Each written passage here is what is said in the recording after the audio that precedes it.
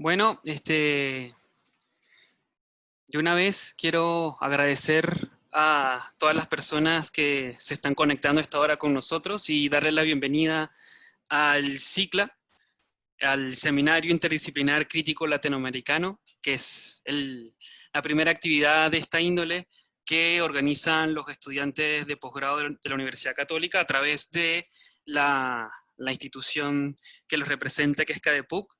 Esta actividad además fue realizada en colaboración con el CAPES, Centro de Ecología Aplicada y Sustentabilidad, y el CIGIDEN, Centro de Investigación para la Gestión Integrada del Riesgo del Desastre.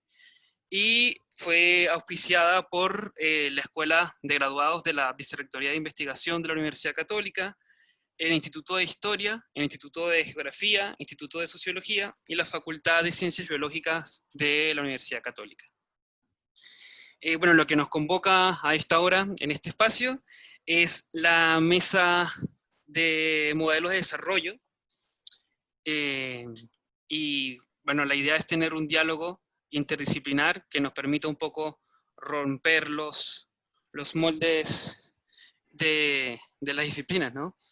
Para ello tenemos 3 expositores, que cada uno de ellos son de diferentes áreas, y un invitado académico nacional, quienes bueno, van a estar conversando sobre esta temática a lo largo de alrededor de 1 hora y media, más o menos.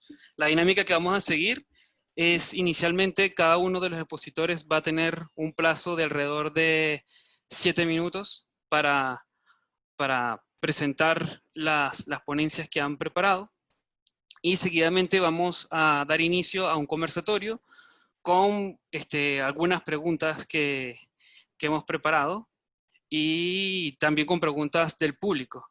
Y quizás sería bueno, después de las 3 presentaciones, que a lo mejor Mauricio hiciera algún comentario sobre las ponencias.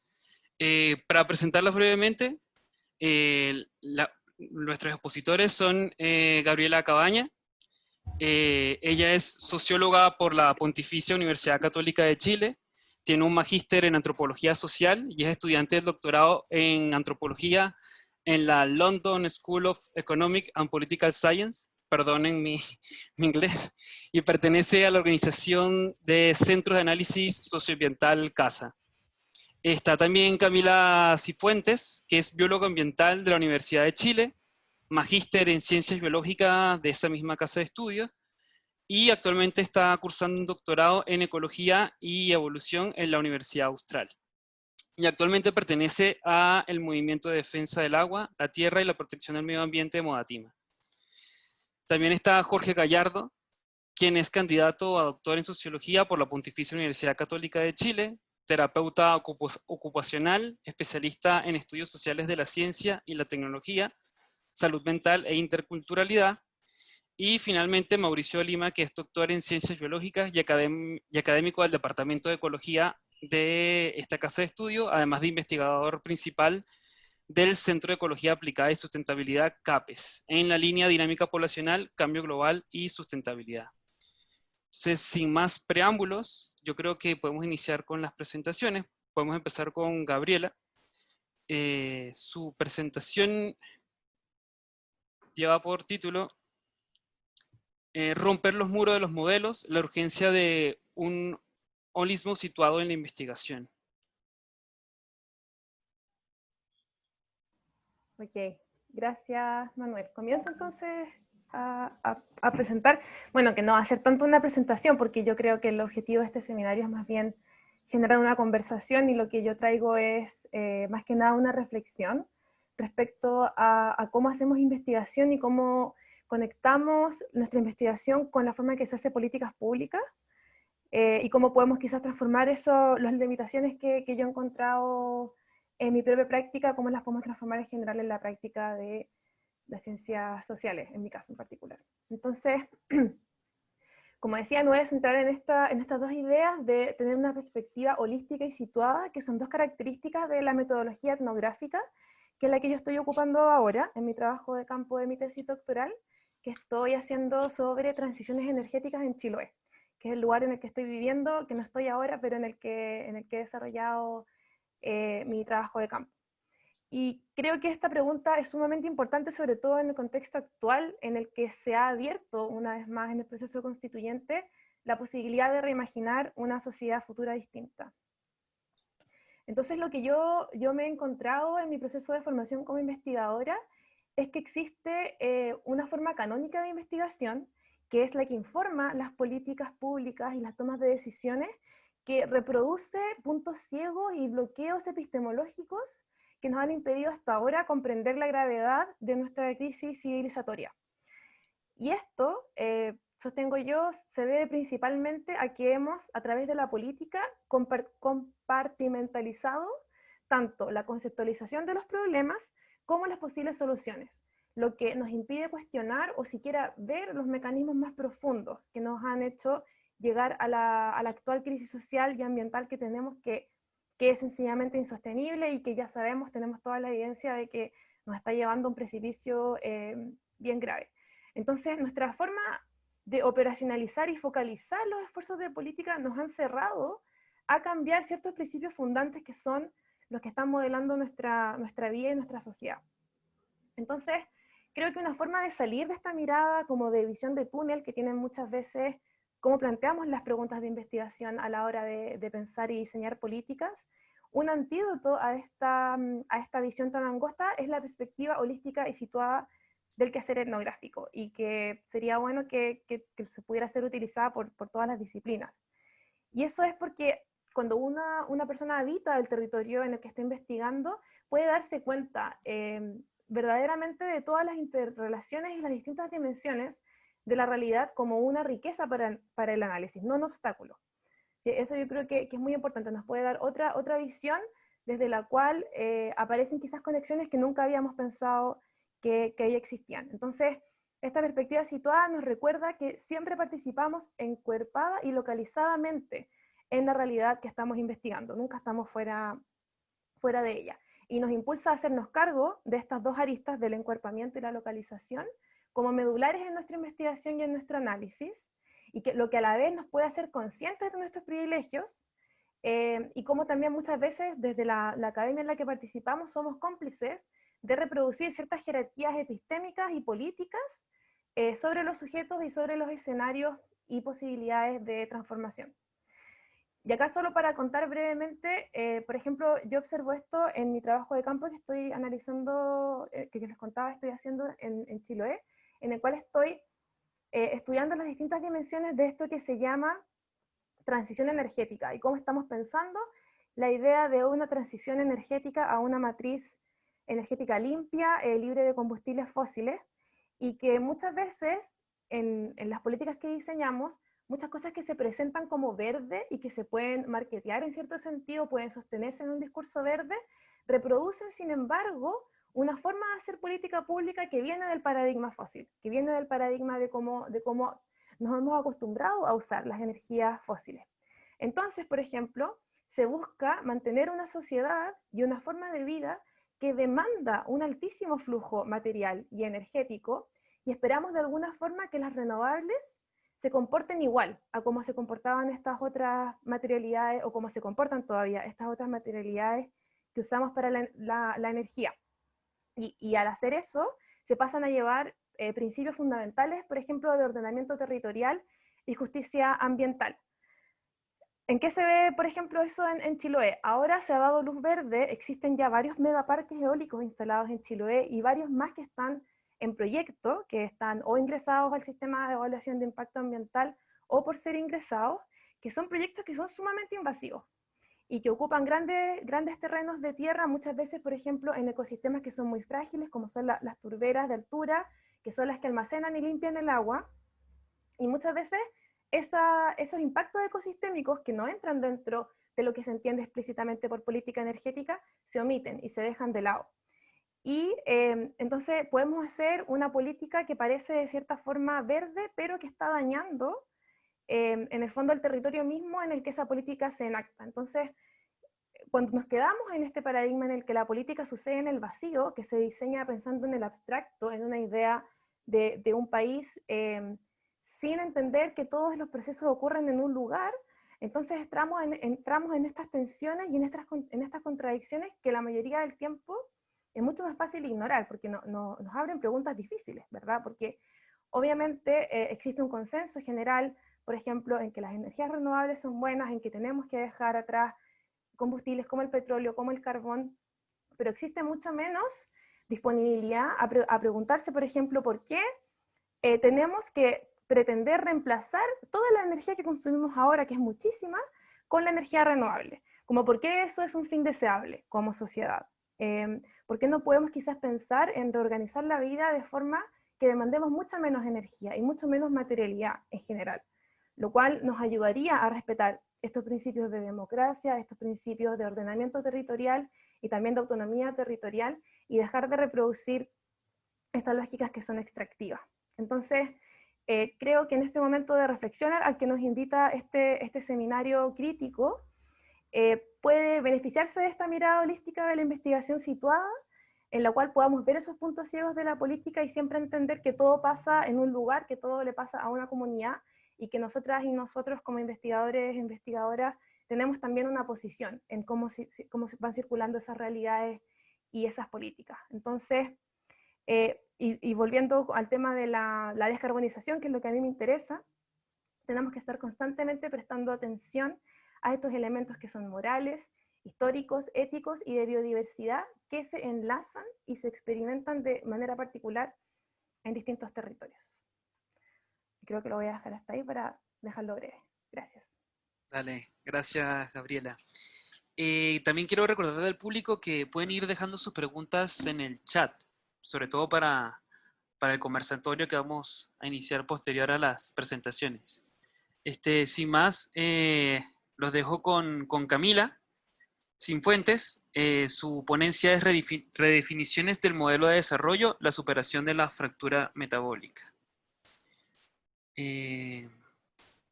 ¿Me puedes dejar compartir pantalla? Sí, eso iba a hacer. Hice una presentación muy breve, son básicamente imágenes, pero para que no me tengan que ver la cara mientras hablo.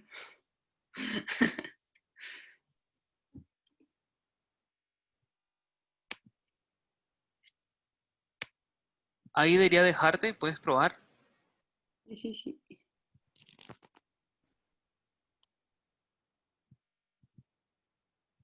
Ahí está, sí.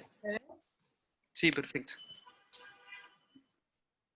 Ya, ay, a ver, espérate.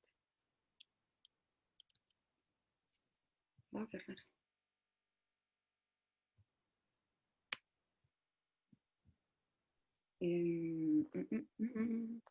Es que me muestra una visión que no quiero. Esta cosa del Zoom.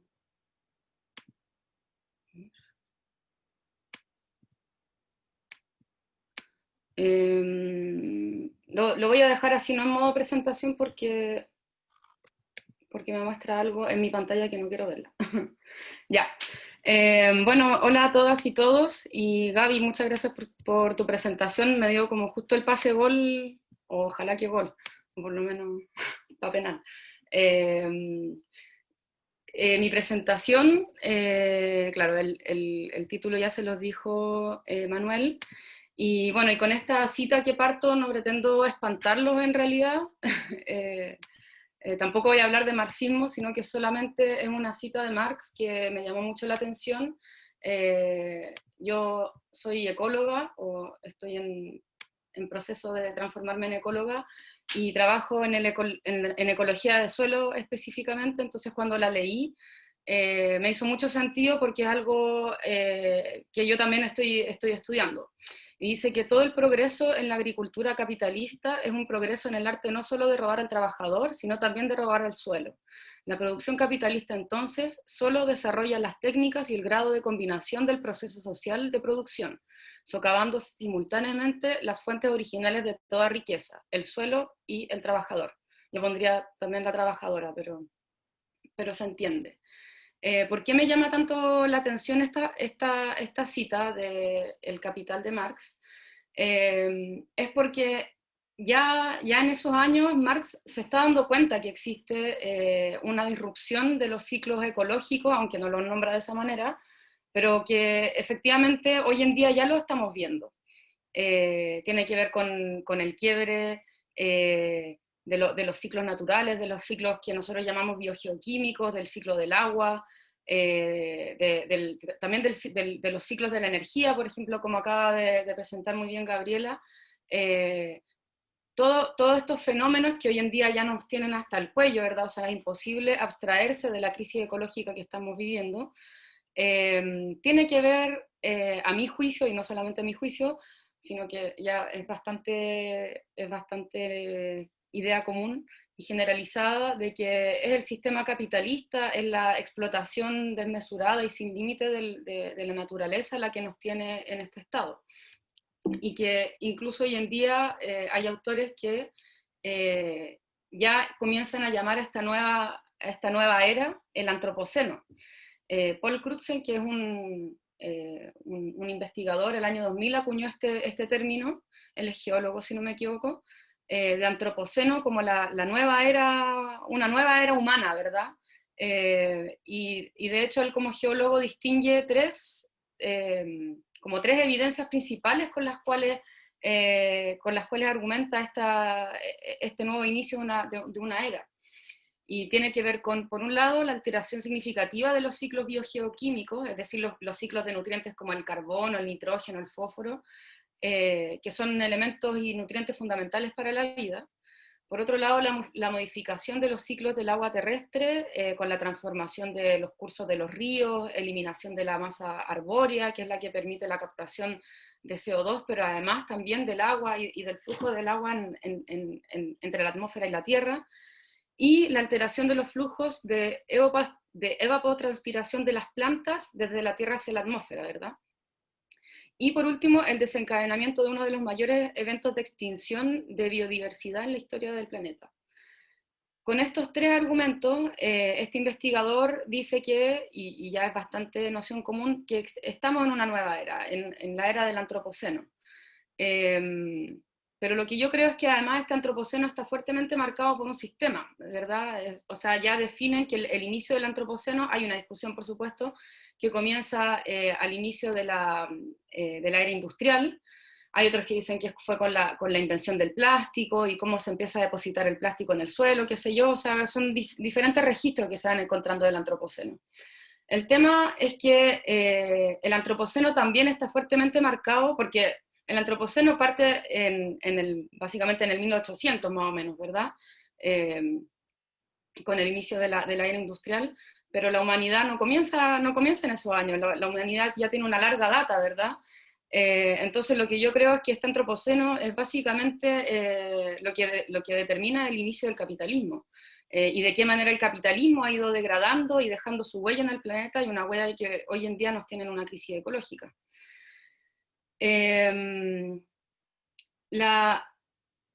Hoy en día la erupción antropogénica de los ciclos vitales de la naturaleza, como decía, los ciclos de los nutrientes y del agua, han provocado un desbalance tal que la propia vida y la permanencia de la sociedad como la conocemos hoy en día en el planeta se ve amenazada.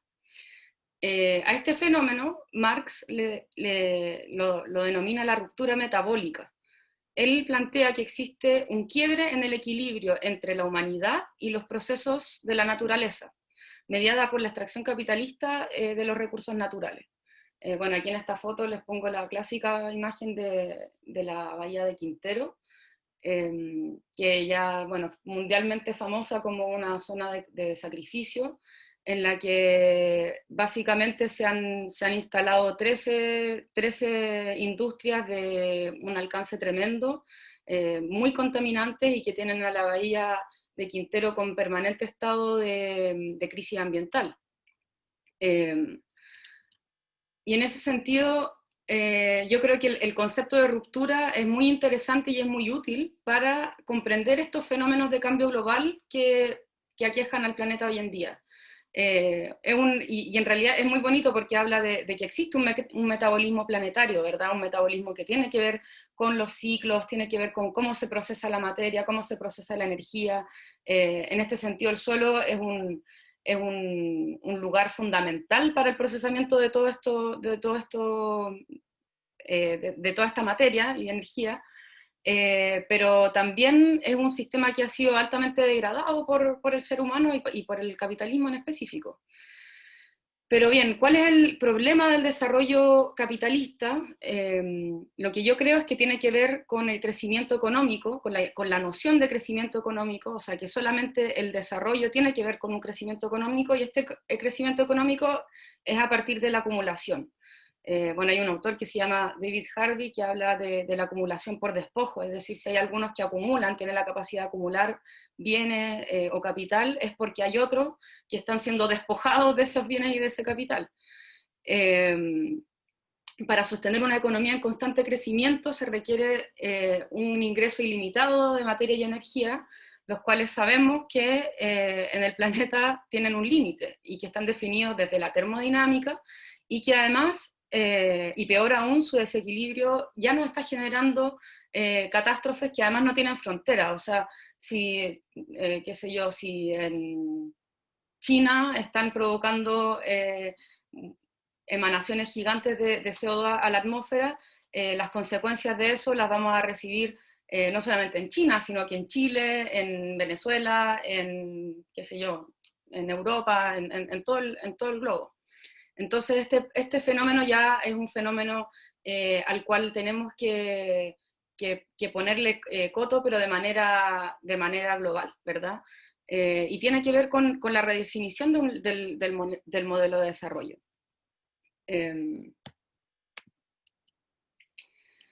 En ese sentido, bueno, aquí les puse estas imágenes como del tema de la acumulación, de qué manera el capitalismo también nos llena de la noción de que tenemos necesidades infinitas, y que la única manera de alcanzar algún grado de felicidad o de satisfacción es acumulando, ¿verdad? Pero también la ciencia, y aquí bajo un poco al tema del seminario, la ciencia también tiene que ver justamente con todo esto. La ciencia, que además yo amo mucho, es una pieza clave en esto. El rol que genera, o sea, el rol que tiene la generación de conocimiento, y en específico de la ciencia. Aquí puse laboratorios, pero en realidad me refiero a la ciencia como las ciencias sociales, las ciencias naturales, en general toda la ciencia. La generación de conocimiento juega un rol fundamental en la sociedad, y también es una pieza clave que nos podría permitir salir de esta crisis. Pero aparentemente igual existe una cierta contradicción dentro de la generación de conocimiento, y en específico de la ciencia. Tiene que ver con el financiamiento, de dónde proviene el financiamiento para la ciencia, tiene que ver con los objetivos de investigación que se plantean desde los ministerios, desde los gobiernos, desde el Estado, y también con la planificación en el desarrollo. Porque al parecer toda vez que la ciencia es puesta en función del capital, es decir, de extraer de la naturaleza las propiedades constitutivas de los elementos para otorgarles valor de mercado, se generan estos desequilibrios que tenemos hoy en día, tales como el cambio climático, que es uno de los tantos desequilibrios que estamos sufriendo. Bueno, y aquí les pongo esta imagen que, claro, con generación de conocimiento podemos lograr cosas tales como la variedad de semillas que tenemos y las variedades de alimentos que podemos producir hoy día gracias a desarrollo de conocimiento local ancestral, ¿verdad? Pero también existe la patentación, por ejemplo, de las ideas, la patentación de la misma semilla, que son en realidad irracionalidades del modelo, porque en realidad es muy raro patentar una semilla. Claro, les pongo ahí en la foto de las habas con ese, ¿cómo se llama? Con ese código de barra, pero es básicamente eso lo que hacen, y tienen todo un sistema de patentación y de fiscalización y de persecución a quienes están sembrando sus propias semillas, que realmente no tiene mucha explicación, dado que estamos en un globo que necesita alimentarse.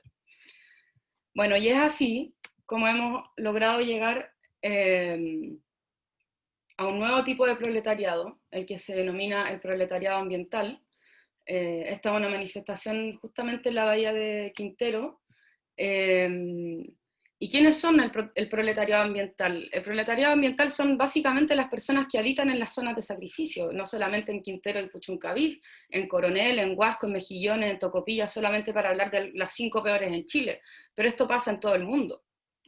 Y Y lo más contradictorio es que ninguno de estos territorios ha prosperado económicamente, sino que todo lo contrario, son territorios sumamente devastados económicamente en términos del desarrollo social, y cuya única alternativa que les queda es la protesta social, y protesta que muchas veces es violenta.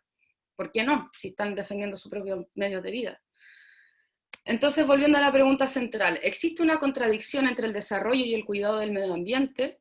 O también, ¿qué es el desarrollo sostenible y por qué no logra salir de la lógica capitalista? ¿Por qué es tan fácil hoy en día hablar en la Corfo de desarrollo sostenible? Si es que no se está preguntando, si no se está cuestionando cuál es el meollo del problema del desarrollo. También hay otros que hablan del decrecimiento económico, sobre todo en Francia hay varios autores que plantean que la única salida de esta crisis ecológica es el decrecimiento. Pero muchas veces como, bueno, decrecer económicamente, pero tampoco te estás preguntando por el poder, por quién maneja el poder en el mundo, o qué otra alternativa vamos a tener. O la misma pregunta que plantea la Gaby, ¿para qué vamos a producir tanta energía? ¿A dónde se va esa energía? ¿Son los chilotes los que van a consumir toda esa energía? Yo lo dudo, realmente. En ese sentido, a mí hay un autor chileno que falleció el año pasado, que se llama Manfred Max Neff, que propone el desarrollo a escala humana, y que a mí me gusta mucho porque él genera una distinción bien clara entre lo que son las necesidades por un lado y los satisfactores por otro. Las necesidades son finitas, son invariables, son universales, corresponden también a necesidades fisiológicas, no todas, pero sí, fisiológicas, qué sé yo, mentales, y pueden ser satisfechas, ¿verdad? Pero los satisfactores, por otro lado, son infinitos, son culturales, son dinámicos, y no hay manera de satisfacerlos. Los satisfactores, tales como la imagen que les ponía, la acumulación de zapatillas, por ejemplo, o el lindo vestido, o los autos, nadie dice que no haya que comprarse esas cosas, sino que en el fondo también tener en consideración que nunca vamos a lograr satisfacernos completamente, porque en el fondo lo que dice Manfred Max Neff es que la necesidad no parte desde ahí, o sea, en el fondo cuando uno se está comprando compulsivamente materias de distintos tipos, ropa, qué sé yo, autos, lo que sea, en realidad lo que quiere satisfacer son necesidades humanas que estás tratando de reemplazar con bienes materiales. Y él propone que en realidad la economía debiese centrarse en el desarrollo humano y no tanto en el desarrollo económico o el crecimiento. Bueno, por último, solamente para alimentar la discusión, les dejo una cita de Mia Mies, que dice: cuando el principio organizador de la relación entre la sociedad y la naturaleza es el sustento, la naturaleza existe como bien común. Se convierte en recurso cuando los beneficios y la acumulación pasan a ser los principios organizadores y hacen necesaria la explotación de recursos para el mercado.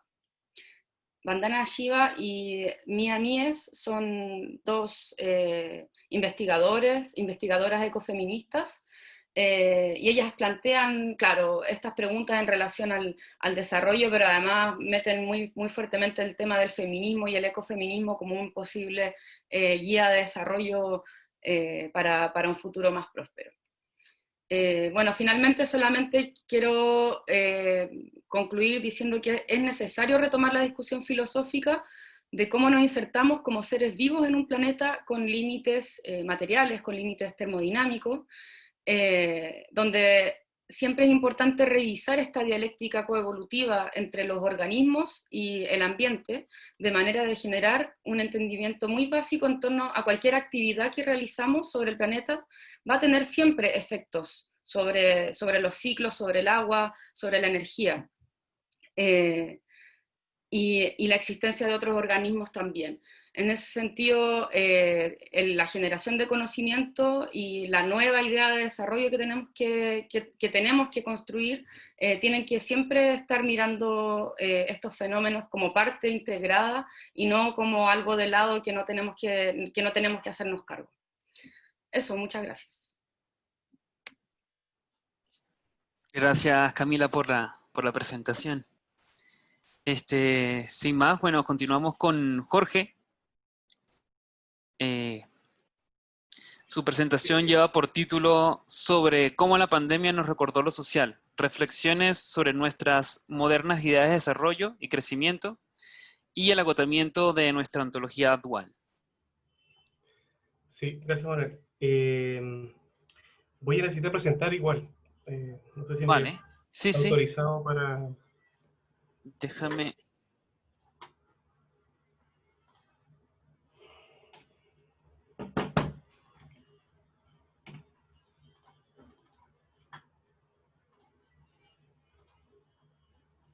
Ahí deberías ya poder compartir. Voy a ver, ¿no? Un segundo. Sí. ¿Me confirman si se ve? Sí, Vale. Dejo poner el tiempo. Ahí sí. Bueno, gracias por este espacio. La verdad es que feliz de participar. Y ahí quiero felicitar a todos los que nos organizan, que ojalá esto se siga repitiendo todos los años. Por supuesto, cuentan con mi colaboración para eso. La reflexión de hoy día tiene que ver con la pandemia y lo que nos produjo y las crisis que se agudizaron, ¿no? Una de las cosas primeras que uno pudiera decir es que no estamos solos, ¿no? Teníamos tan naturalizada el contacto cotidiano en tantos distintos espacios que nos dimos cuenta que de momento que se suspenden, los extrañamos y nos damos cuenta cuán parte eran de nuestra vida, ¿no? Al mismo tiempo se agudizaron ciertas crisis. De hecho, uno pudiera decir que en Chile el 18 de octubre se agudizó con la pandemia, ¿no? En muchos lados se discutió que efectivamente esa estructura social que de alguna manera estaba olvidada y acabada, reflotó, mostrando toda la desigualdad que traía el diseño neoliberal. Y otras cosas importantes, ¿no?, que también ha aparecido es que el confinamiento disminuyó la contaminación, ¿no?, en muchas ciudades y en grandes capitales del mundo, y aumentó la presencia de animales también en ciudades, ¿no? Entonces, en ese contexto es que yo les traigo esta reflexión de, bueno, entonces con la pandemia, tal vez, como evento que ocurre no siempre, pero justamente en el marco que han dado las panelistas anteriores, estamos en un momento en el que podemos avanzar o conversar otro tipo de cosas. Primero, cuando hablamos de modelo de desarrollo en general, estamos hablando de una idea que tiene varios supuestos, ¿no? Está evidentemente anclada y fundada en la modernidad, ¿no? Está esta idea del progreso, ¿no?, de que lo que viene después es mejor que lo de antes. La idea de que la razón es superior a lo irracional y a lo emotivo, ¿no? Y, por supuesto, ahí que se deriva de que el hombre puede descubrir las leyes de la naturaleza a través de la ciencia y por ende controlarla, ¿cierto? Que de hecho eso es el positivismo, digamos, y el método científico, que por supuesto tuvo un despliegue tremendo durante el siglo XX, ¿no? Y que esta idea, además de promover esta idea de ciencia, tiene en general una amplia aceptación política, ¿no? Lo que típicamente llamamos partidos políticos. Es difícil que alguien se oponga a una discusión basada en la evidencia, por ejemplo, hoy día, ¿no? Es muy complejo. Y además uno tiene que acompañar que cuando hablamos de modelo de desarrollo está todo el anclaje, si uno quiere, el lenguaje CTS de todas las redes sociotécnicas que van a permitir estabilizar esta idea, ¿no?, de todo lo anterior, ¿no? La razón superior, la modernidad, la luz contra la naturaleza, el estudio de las leyes a través de la ciencia, ¿no?, a través de las universidades, las escuelas, el Estado, las empresas, las industrias y muchas otras, ¿no? Distintos lugares donde se van a sentar estas ideas. Sin embargo, la verdad es que cuando uno comienza a ver la historia de los modelos de desarrollo, nos encontramos con varias historias y varias complejidades. Esta imagen que les traigo yo es de la Patagonia chileno-argentina, que digamos hay un conflicto también re interesante, ¿no?, de quién es la Patagonia. Y es evidente también y muy conocido los corderos patagónicos, ¿no?, ¿cierto? Un plato tradicional chileno y argentino, de exportación, y etcétera. Sin embargo, la historia no contada del cordero magallánico es que esas tierras están habitadas antes por un pueblo originario llamado Selknam, y ese pueblo fue exterminado, ¿no? Ustedes pueden buscar también en internet mayores detalles, para la crianza de corderos y la crianza de ovejas, ¿sí? Porque el espacio territorial de la Patagonia era ideal para hacer esta labor, pero era necesario desocuparlo. Y esta idea de invadir, ¿no?, y de controlar la naturaleza es la que durante el siglo XX se va a mantener constante, ¿no? Y no se va a modificar. Y eso es lo que uno puede llamar desde esta estabilización del extractivismo hasta el neoextractivismo. Y de alguna manera eso es lo que va a hacer todo el despliegue de desarrollo industrial, como antes mencionaba también, desde la revolución industrial, pero por ejemplo particularmente en Latinoamérica, los protoprocesos industriales, donde podemos destacar por ejemplo a Brasil, podemos destacar a México, podemos destacar a Argentina, donde sí se arman matrices de producción industrial, ¿ya? Pero estas matrices industriales también van a ser criticadas porque efectivamente van a estar en este diseño extractivista, ¿no?, de sacar recursos naturales para transformarlos y luego insertarlos en alguna cadena de valor. Y particularmente ya la segunda parte del siglo XX nos vamos a encontrar con todos los procesos neoliberales, ¿no?, que desafortunadamente en toda Latinoamérica fueron acompañados con procesos dictatoriales, ¿no?, por tanto fue un modelo insertado a la fuerza. Sin embargo, estos modelos fueron también defendidos durante el siglo XX y generalmente en los últimos 30 años por conglomerados políticos llamados progresistas, ¿sí? La idea de crecimiento y desarrollo económico, ¿no?, que por lo menos en Chile fue abrazada por los gobiernos de la Concertación, hizo posible que, como este ejemplo, ¿cierto?,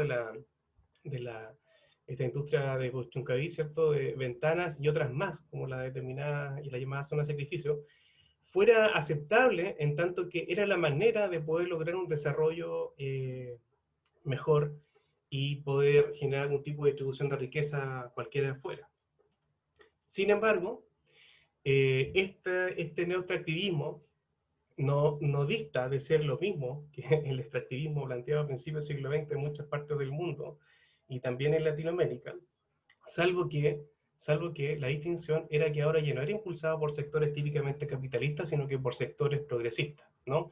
Y bajo el argumento de que era la única forma de poder entender y establecer un sistema económico que permitiera el desarrollo, ¿sí?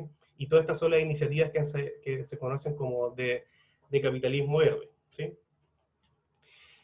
Entonces, dicho todo esto, ¿cuál es el problema que aquí tenemos? Es que para poder avanzar, tenemos que entender que en verdad el problema del modelo de desarrollo es mucho más allá de un problema epistemológico, ¿no? Ahí podemos caer en unas trampas, o la trampa kuhniana, ¿no?, de creer que en realidad es un problema de inconmensurabilidad y eso lleva a la imposibilidad de la crítica, ¿no? Pero más bien lo que uno podría proponer aquí, que el problema que tenemos hoy día con los modelos de desarrollo es que estamos atrapados en esta ontología dualista, ¿no?, que genera varios supuestos basados en la modernidad. Uno es la distinción y la separación entre naturaleza-cultura, entre nosotros y ellos, y mente y cuerpo. Esa realidad única es la que permite, por ejemplo, que se cree una ciencia, que todavía sigue siendo hegemónica, y que esa ciencia es la que permite los distintos procesos, o uno podría decir procesos de comodificación, que arman y ensamblan estas cadenas de valor, tanto extractivistas como no extractivistas, y que son de amplia aceptación a nivel político, ¿no? Entonces, ¿y en qué se funda esto, no? ¿Y cuál sería la salida? Ocurre que la ontología moderna, y lo digo como más allá en problema epistemológico, plantearía de que la modernidad, la razón, el método científico, ¿no?, y como la única ciencia, es la forma de acceder a la naturaleza, y la naturaleza sería única, y todas las demás formas de aproximación serían culturas, ¿sí? Y esto es lo problemático, porque si queremos pensar en otro modelo de desarrollo, donde la naturaleza tuviera otra forma de relacionarse con nosotros, tendríamos que entonces avanzar a una ontología relacional, y donde reconocer que el modo que tenemos de hacer ciencia hoy, que actualmente, que evidentemente está incrustada en cadenas de valor capitalistas y neoliberales, eso quién lo puede negar, ¿no?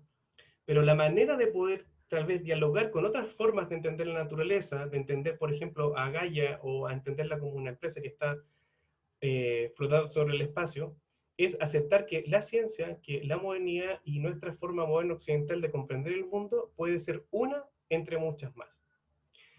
Si no tenemos esa humildad y no avanzamos en una ontología relacional, es posible, digamos que, sin mucho más, vayamos directamente a la extinción, creyendo que sobre nuestro mismo modelo, que estamos destruyendo el planeta y la humanidad, vamos a lograr salir de esto. Gracias, Manuel.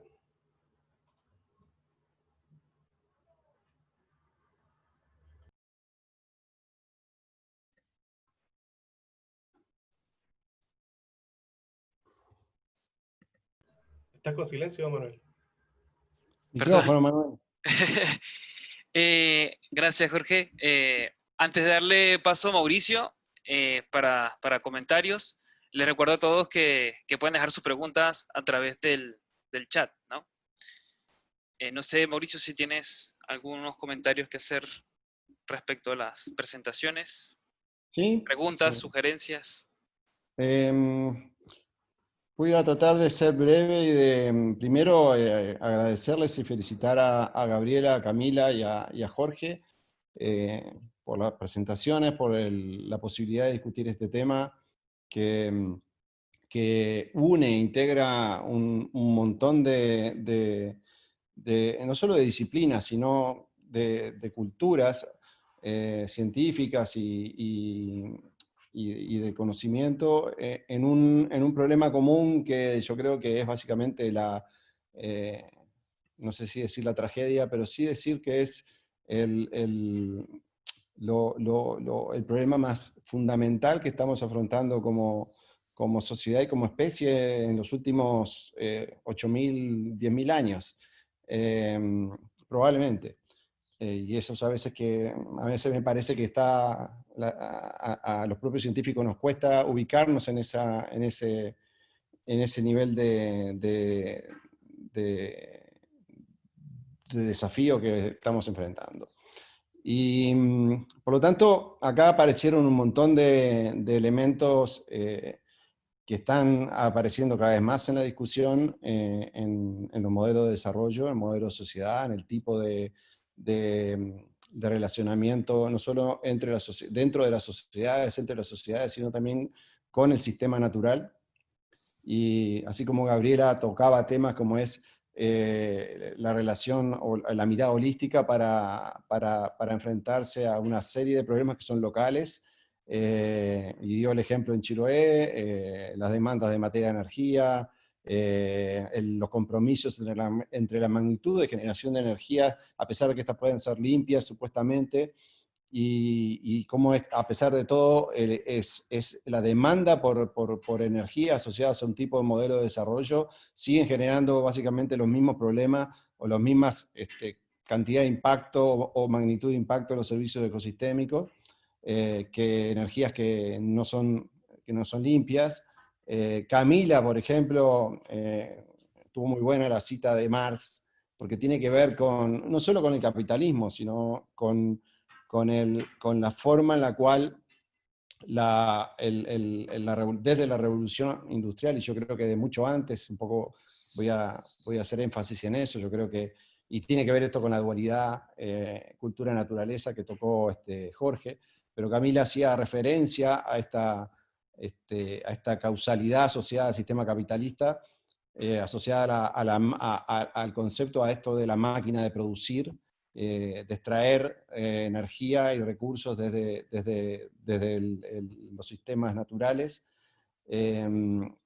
y cómo eso significa una apropiación de una cantidad de energía metabólica para generar acumulación de riqueza, y eso impacta no solo en los sistemas naturales, sino en la forma en la cual se distribuye esa energía que se acumula entre los estamentos de una sociedad: fuerza laboral, población, élite, productores, inversionistas, políticos, etc. Y eso es un tema transversal que incluso viene de más atrás. Y por último, las reflexiones de Jorge, asociadas con esta ontología dualista, que yo le encuentro toda la razón. Y de nuevo, esta forma de mirar cultura y naturaleza como si fueran elementos duales. Yo creo que ahí sí venimos de 8.000, 9.000 años de historia. Esto como ya empezó a desarrollarse con la agricultura hace 8.000, 9.000 años atrás, desde el momento en que el hombre no solo empezó o sea, nunca dejó de ser parte de la naturaleza, simplemente empezó a transformarla, y a medida que la fue transformando, se fue generando un feedback básicamente con la población, el transformar los sistemas naturales para poder convertirlos y domesticarlos y generar un extra de alimento capaz de ser almacenado y generar complejidad en las sociedades, va de la mano del crecimiento en el tamaño poblacional. La revolución industrial y la generación de energía extrametabólica, la acumulación de capital, va de la mano de una máquina de producir personas. Hace 300 años que el planeta se ha convertido en una máquina de producir personas, ya sea para fuerza laboral, consumidores. De ahí viene también la visión de crecimiento económico. Sin crecimiento económico no se puede mejorar, pero sin personas no hay crecimiento económico, por lo tanto viene de la mano de esto de generar acumulación de riqueza, pero generar más personas. Y esto viene de la mano también de esta ontología relacional que se necesita, que es básicamente entender de que no somos naturaleza por un lado, y que a la cual hay que conservar y preservar, sino que eso está estrechamente relacionado e íntimamente abrazado, no solo a la forma en la cual producimos bienes y servicios y los distribuimos, o generamos o capturamos energía metabólica, sino en la cantidad de personas que somos en el planeta consumiendo. Es inevitable. La acumulación de capital y la acumulación de personas van de la mano. La acumulación de alimento a través de la agricultura y la acumulación de personas en las sociedades complejas agrarias de hace 5.000, 6.000 años atrás van de la mano. Y por lo tanto, eso es un problema tremendo al cual se nos viene. El antropoceno, como decía Camila, empezó en 1800, empezó 8.000 años atrás, yo creo. Empezó con la domesticación de las plantas y animales, con la vida pastoril y la vida agraria. Y ahí empezó todo. Y lo que tenemos ahora son 8.000 años de transformación a través de creación de nicho, básicamente de transformación de nuestro planeta a través de la apropiación de energía, a la apropiación de recursos para producir ya sea complejidad a nivel estructural o a nivel energético o a nivel de capital. Y eso es una discusión y es un problema que ahora nos está pegando en la puerta, nos está pateando nuestra forma de vida día a día, nos está pegando en la manera en la cual van a vivir nuestros hijos, nuestros nietos, y es inevitable. No hay otra forma o sea, es una ola, es como un tsunami que se viene acumulando hace 8.000 años, pero que hace 300 años con la revolución industrial creció de una forma totalmente descontrolada a través de esta feedback positivo entre tecnología, métodos de extracción de energía y recursos, acumulación y generación de nuevas personas, de más personas en el planeta. Y esta relación dual, como decía Jorge, o esta visión dual de cultura por un lado, humanidad, por otro lado naturaleza, como algo que se puede conservar en reservas o se puede mantener hasta cierto punto, pero en el fondo la magnitud de los procesos, la magnitud de la cantidad de energía y recursos que estamos extrayendo y cómo estamos generando básicamente sociedad hoy en día y economía, hoy nos pone de vuelta a esa mirada en la cual no hay dualidad, somos la naturaleza, somos parte de la naturaleza y todo lo que hacemos vuelve de vuelta, nos pega de vuelta.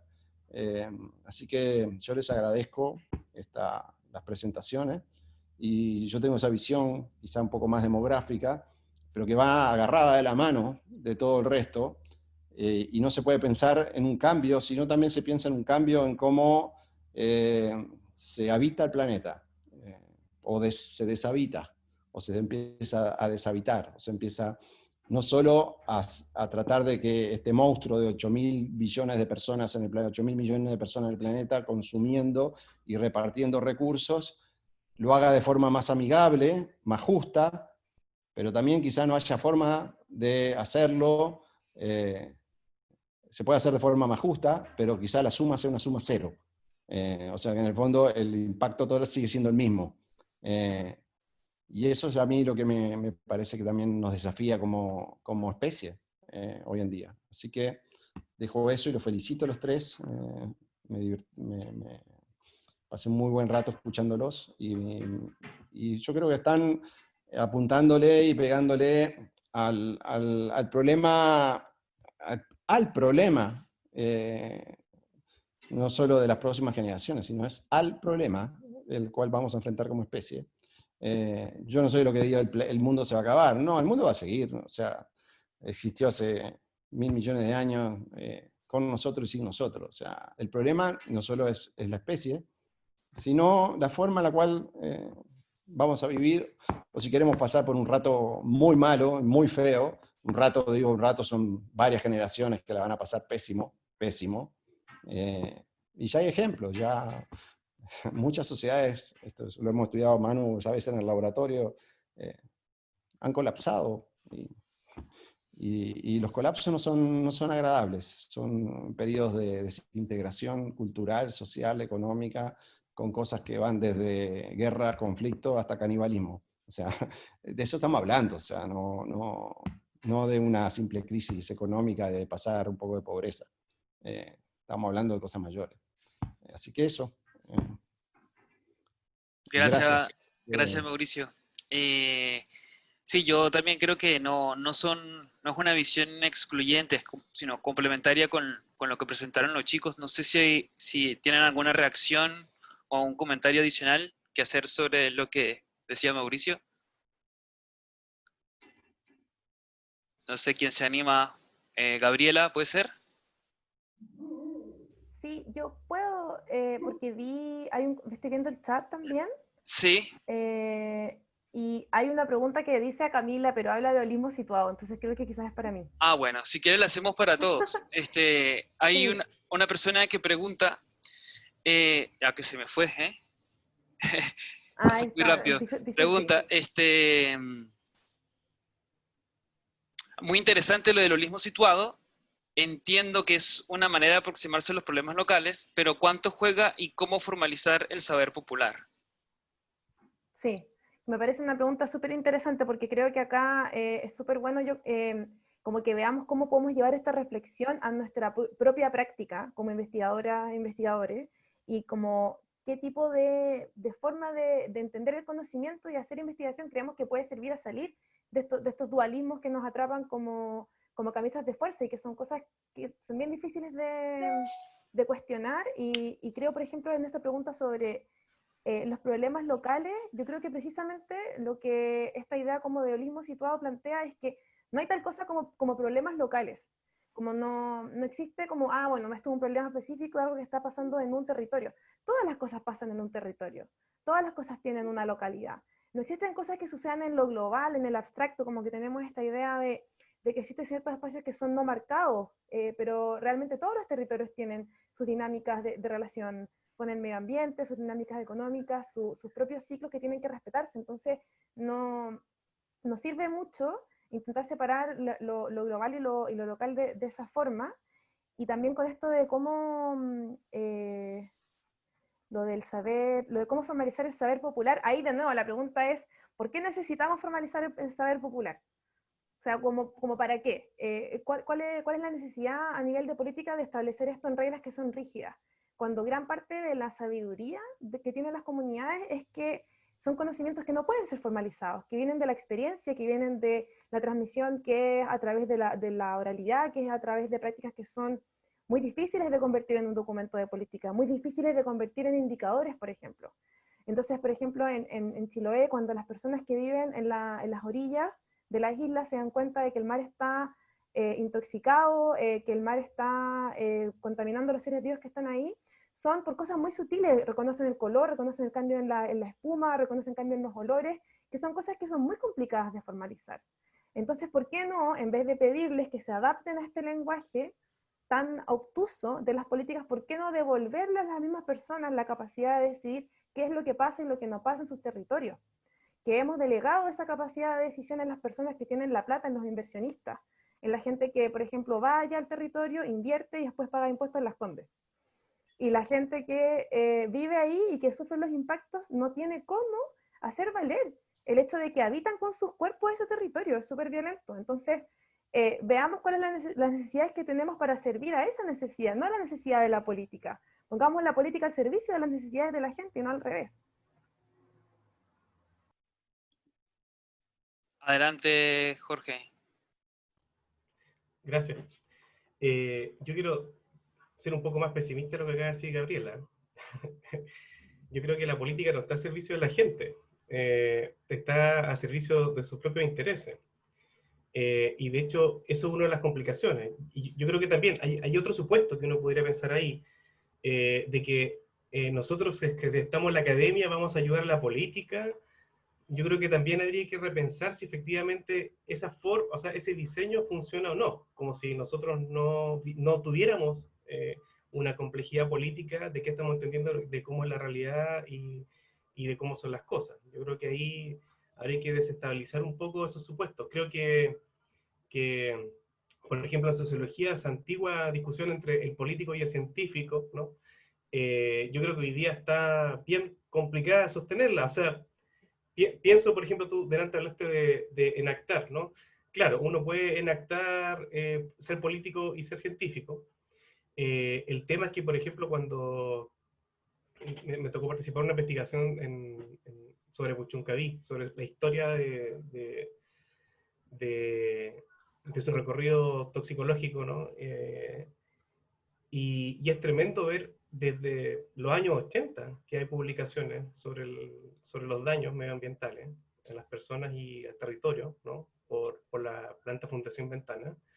Sin embargo, después te encuentras con respuestas, por ejemplo, del Ministerio de Medio Ambiente, ¿no? Que son respuestas de filosofía científica y que son respuestas de estudios sociales, donde desestiman las entregas de evidencia y los informes cuestionan la formulación de los objetivos y cuestionan la formulación, ¿no? Entonces, es interesante porque en qué momento la política es política y técnica o en qué momento es científica, en verdad es como que en realidad esa distinción no está muy clara, pero yo creo sí que lo que tú ahí planteas es muy importante con quiénes son los que están viviendo en ese lugar. Yo creo que eso es muy importante, o sea, uno pudiera decir en términos de justicia, ¿por qué tienen que soportar vivir ahí? O sea, yo ahora en Chile con este proceso, ¿cierto?, del plebiscito y la búsqueda de una nueva constitución, cuando miraba la franja, no sé si ustedes la pudieron ver, bueno, no sé si acá hay solo público de Chile, pero voy a dar un ejemplo de Chile. En la franja política aparecían estas personas, ¿no?, que vivían en estas llamadas zonas de sacrificio, diciendo, oye, no quiero vivir más acá porque tengo derecho a una vida digna. Y yo me preguntaba, ¿cómo es que eso se dejó que eso ocurriera? O sea, la pregunta debería ser anterior.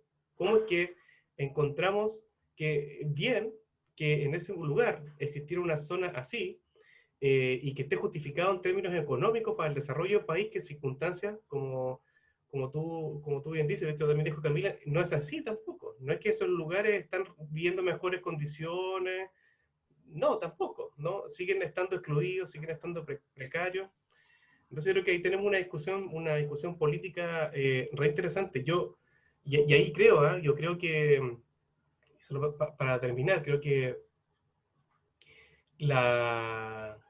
esta metafísica moderna occidental de que podemos estudiar la naturaleza está haciendo aguas por todos lados. Yo creo que no da.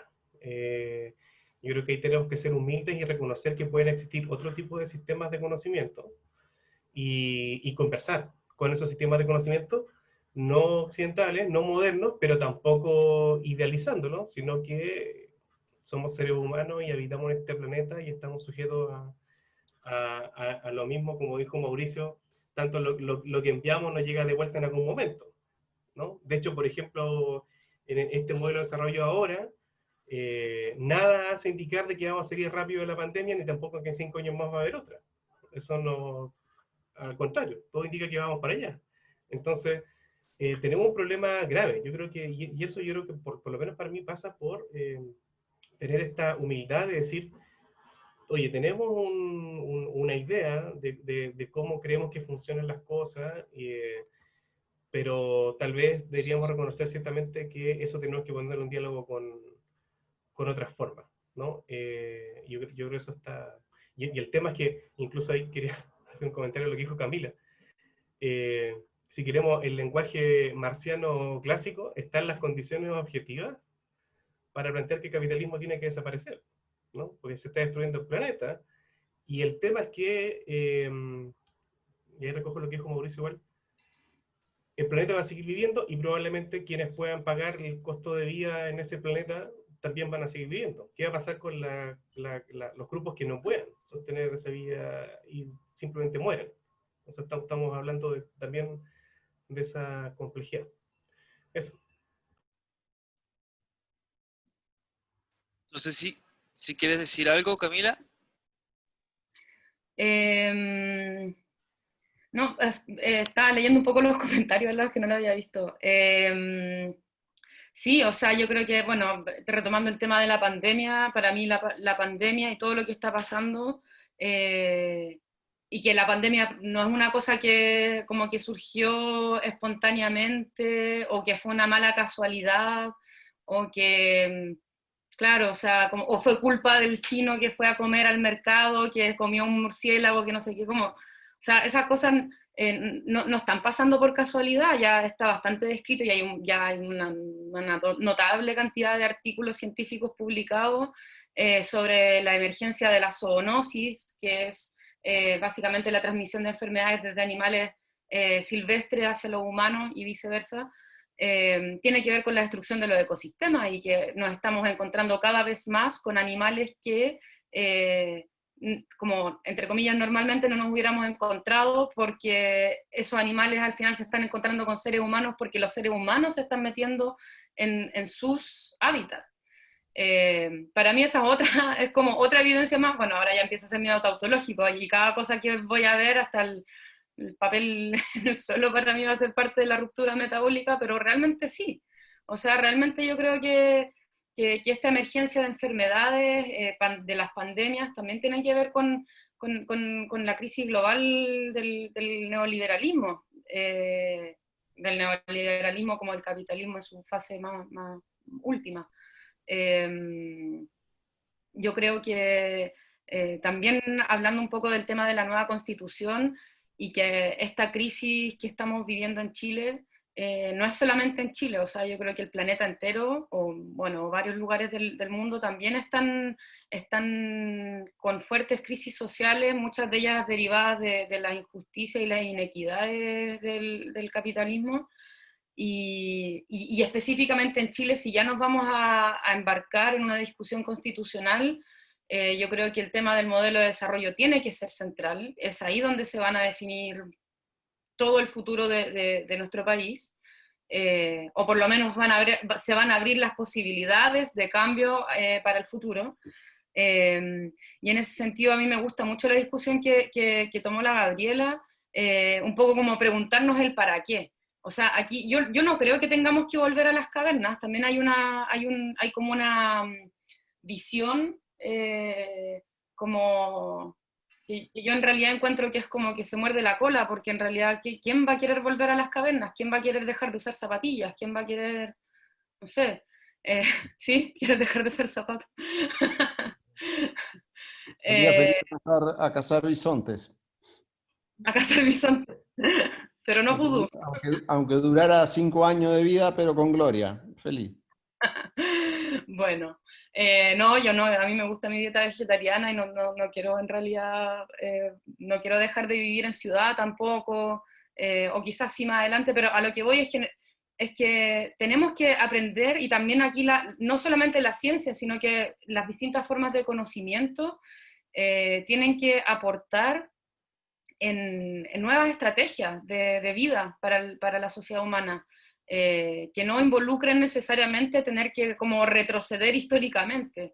en el fondo, aprender a usar la ciencia, la tecnología, la investigación, no como un fin en sí mismo, sino como lo que tienen que ser, herramientas para los seres humanos, para que los seres humanos puedan vivir mejor, más cómodamente, pero también considerando los límites metabólicos, termodinámicos del planeta, porque nos chocan en la cara y nos están chocando en la cara ahora mismo. O sea, si estamos en pandemia también es porque no hemos tomado las consideraciones necesarias a la hora de talar la selva, de talar los bosques. Y esto yo creo, yo igual soy bien pesimista, yo creo que esto solamente va a recrudecer, y si van a encontrar la vacuna para el COVID, es muy probable que en 5 años más suframos otra pandemia de otro virus, también derivado probablemente de zoonosis, y así nos vamos a ir limitando cada vez más hasta que en algún punto algo tiene que pasar que cambiemos de dirección, pero yo creo que ya hay gente, y también agradezco en ese sentido esta instancia, en la que los distintos conocimientos tienen que empezar a confluir, a emerger y a definir nuevos trazados, nuevos caminos. Yo quiero agarrarme de tu intervención, Camila, y aprovechando también una pregunta o comentarios que hace José Luis, en el chat más o menos nos pide como mayor precisión con respecto al término antropoceno, básicamente porque, según interpreto sus comentarios, lo que tensiona a lo mejor los límites planetarios, más que una relación estructural hombre-naturaleza, es algo más circunstancial en el sentido que está asociado a el modelo de desarrollo imperante, en ese sentido, ¿no? Como que no nos saquemos responsabilidad política a nosotros. Y por eso también quiero como enlazarlo con algunos comentarios que hacía Erika, también a través del chat, donde también precisaba sobre las diferencias de extractivismo o neoextractivismo. Quería consultarles a ustedes qué tipo de cambios estructurales en el modelo político administrativo creen que son indispensables para avanzar hacia la constitución de modelos de sustentabilidad. Tenemos básicamente un sistema que se fundamenta principalmente en el liberalismo, en la realización individual, en la autonomía del consumo. Entonces, ¿qué tipo de alternativa tenemos? Por lo menos hemos visto que, independientemente de la alternancia que ha habido en la región entre gobiernos de derecha y gobiernos de izquierda, realmente en lo que se refiere a modelos de desarrollo nunca ha existido un gran cambio. Lo que ha habido es como una expansión del consumo producto de una mayor explotación de recursos naturales o una canalización mejor de la renta hacia grupos que antes estaban excluidos. Sin embargo, no hay como un cambio radical en esos flujos metabólicos. No sé qué alternativa ven al respecto. Mauricio pidió la palabra. No, yo para enfatizar un poco una opinión personal, yo creo que de vuelta es ineludible la discusión del modelo de desarrollo con el tema demográfico. Están atados de la mano, lamentablemente, después ya de 8.000 años, y sobre todo los últimos 200 años, no hay escapatoria, no se puede soslayar. Todo nueva forma de repensar las dinámicas societales y de distribución de recursos y de uso y de desarrollo económico, no pueden no considerar el tema demográfico, el tema de que somos casi 8.000 millones de personas en el planeta. Y todo va a pasar por eso. Lamentablemente es algo que es como de vuelta, es una ola, ya está. Por más que las tasas de crecimiento poblacional son bajísimas, pero se están agregando 90 millones de personas por año al sistema.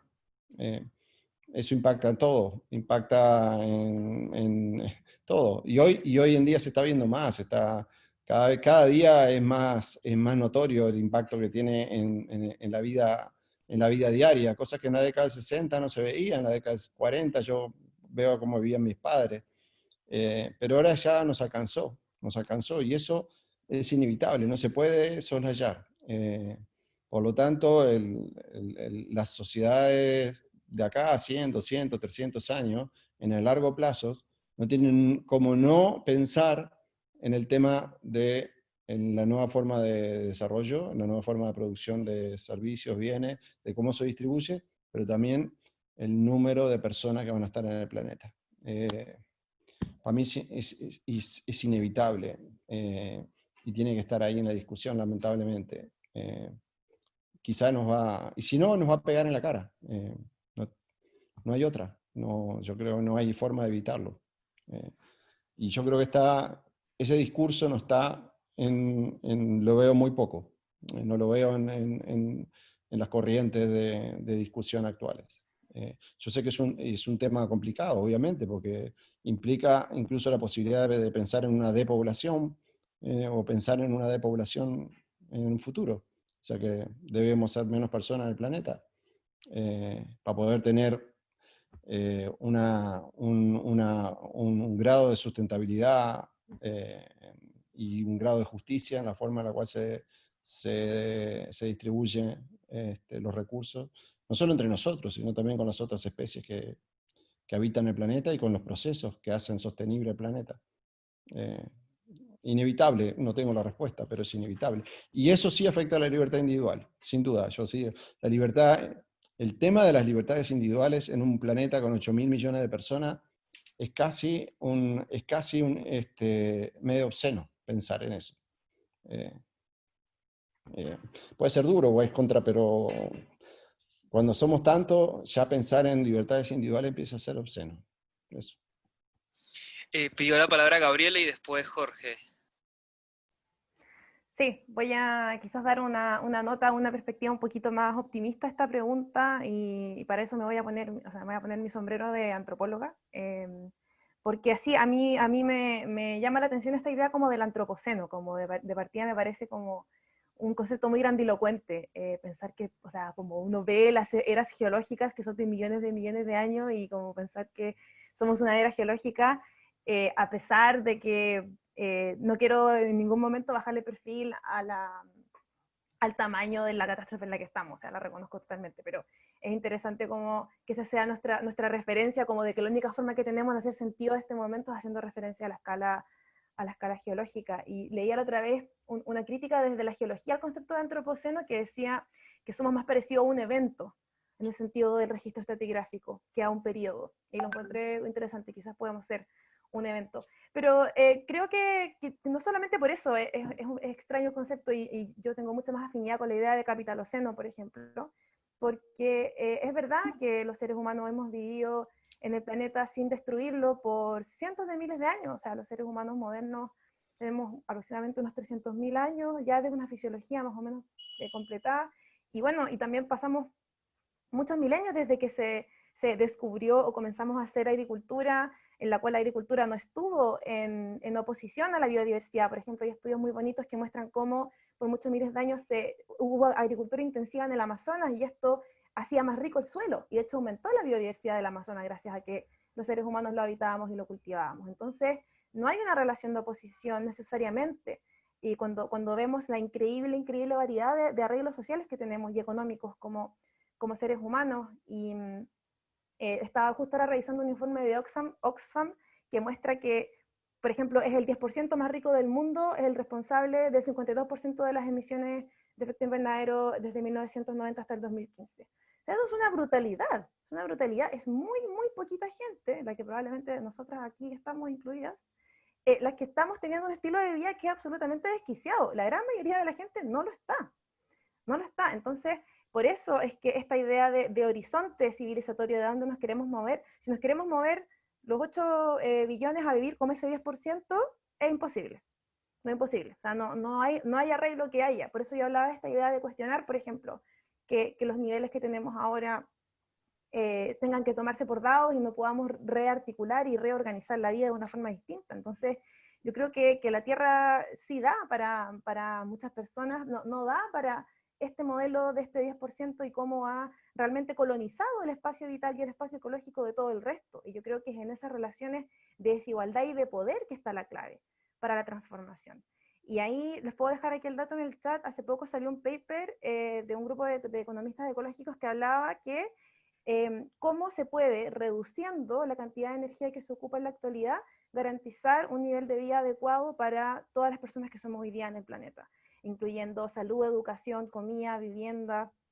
Es posible, es posible. Y también, bueno, hoy día desperdiciamos 1/3 de los alimentos, gran parte de los alimentos que producimos van a la industria de cría de animales, entonces de verdad no es tan claro, objetivo, el tema de que más gente tenga que implicar más impacto, más carga, sino que de verdad la forma en la que organizamos la vida y cómo organizamos los circuitos económicos tiene una gravitación súper, súper importante. Y es ahí, en esas desigualdades en las que tenemos que enfocar, creo yo, para los proyectos transformadores. La otra vez escuché el dato de que si uno contabilizara en términos económicos la cantidad de comida que se pierde y lo asemeja como al PIB de un país, ese país sería la tercera economía a nivel mundial. O sea, competiría Estados Unidos, China y ese país que produce la comida que se pierde. Jorge, que hayas pedido la palabra. Gracias. Oye, yo soy positivo con respecto, yo creo que sí hay una esperanza, yo creo que igual por eso decidí estudiar y estar acá en este mundo, ¿no? Sin embargo, de lo que soy pesimista es de seguir creyendo que la racionalidad moderna occidental nos va a sacar de esto. Yo creo que no.